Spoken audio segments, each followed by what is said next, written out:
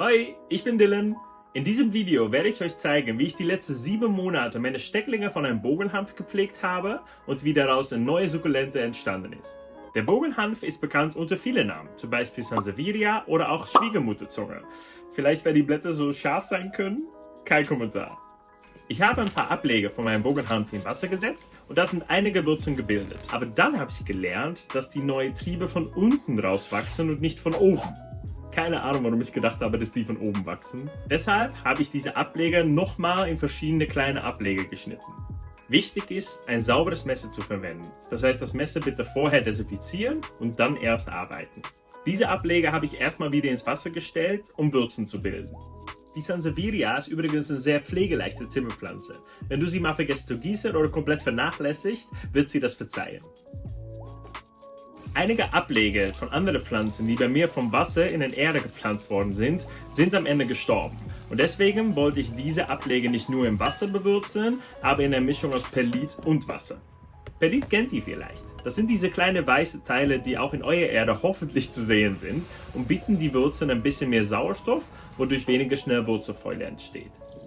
Wichtig ist, Perlit einmal vorher zu waschen. Mein erster Ableger hat hier auch seine ersten Babys bekommen. Es ist so krass zu sehen, dass aus einem Ableger eine neue Pflanze oder in diesem Fall eine neue Sukkulente entsteht. Ich habe die Ableger einen Platz gegeben in der Topf mit Perlit und danach noch ein bisschen nachgegossen mit Wasser. Die Ableger stehen bei mir an ein südlich gelegenes Fenster, sodass die auch im Winter das meiste Licht und Sonne abbekommen. Am 4. April seht ihr, dass meine Ableger in verschiedene Gläser stehen. Das kommt, weil eine andere Pflanze leider umgekippt ist und damit mein Ableger auf den Boden gefallen sind und der ganze Topf kaputt war. Deswegen habe ich meinen Ableger so schnell wie möglich in neue Gläser verteilt. Man sieht hier, dass alle Ableger neue Wurzeln bekommen haben, aber immer nur noch ein Ableger, wo ein neues Wachstum zu sehen ist. Manchmal hat man das Gefühl, dass eine Sukkulente oder auch ein Kaktus nicht so schnell wächst. Aber wenn man das gut beobachtet und die Sukkulente oder Kaktus gut pflegt, dann geht es eigentlich echt relativ schnell. Diese letzten 4 Ableger haben kaum Wurzeln bekommen und deswegen habe ich entschieden, die zu entsorgen. Die üblichen Ableger sind jetzt in ein neues Perlit, einen neuen Topf und werden weiterhin hoffentlich viel wachsen. Fast 1 Monat später sieht man, dass alle Ableger gute Wurzeln gebildet haben und 2 davon jetzt Babys bekommen. Es gibt verschiedene Wege, aus einem Ableger eine neue Pflanze oder Sukkulenten zu kreieren.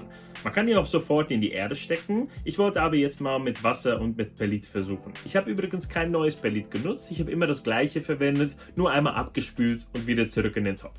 Wusstest du eigentlich schon, dass in einigen Kulturen geglaubt wird, dass die Sansevieria negative Energie abwehrt? Sie wird manchmal als eine Art Wächterpflanze angesehen, die das Zuhause schützt für böse Geister und negative Einflüsse.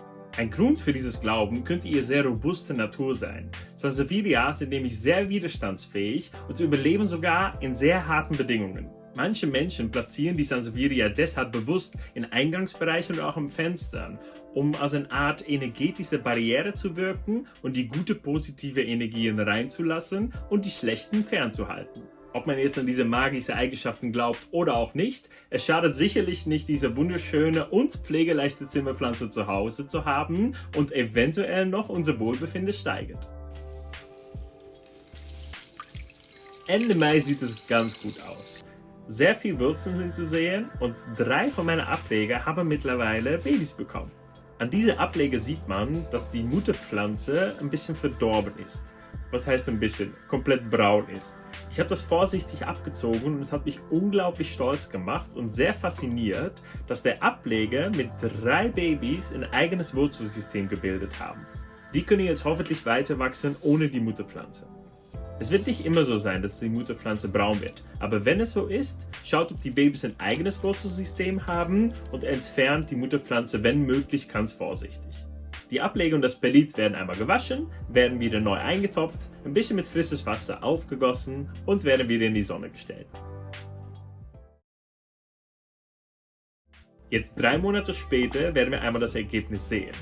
Alle meine 8 Ableger haben Wurzeln bekommen, Babys bekommen und auch wirklich gute Wachstum gezeigt. Aus einem Ableger eine neue Pflanze oder Sukkulente in diesem Fall zu kreieren, macht einfach noch mehr Spaß, es einfach selbst zu kaufen. Ich habe in einem Baumarkt diese Tontopf gekauft. Es ist nicht nur mega günstig, aber ich finde die auch wirklich sehr schön. Wichtig ist, dass deine Töpfe Drainagelöcher haben. Wenn nicht, dann bohr einfach eins. Ich werde gleich ein sehr feines Substrat nutzen, was komplett wieder runter rausfallen wird. Und deshalb nutze ich ein Stückchen Gitter und Stahldraht, um das Drainageloch zuzumachen. Ich habe dann diese große Teile Pinienrinde für eine extra Drainageschicht auf den Boden gelegt und dann der Topf ist ungefähr die Hälfte gefüllt mit meinem Substrat. Jetzt wird es Zeit, um einzupflanzen.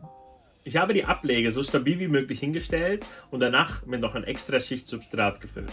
Das hier ist dann deine letzte Chance, um deine Ableger noch hin und her zu bewegen und die Pflanze so zu gestalten, wie du gerne möchtest, dass sie aussieht.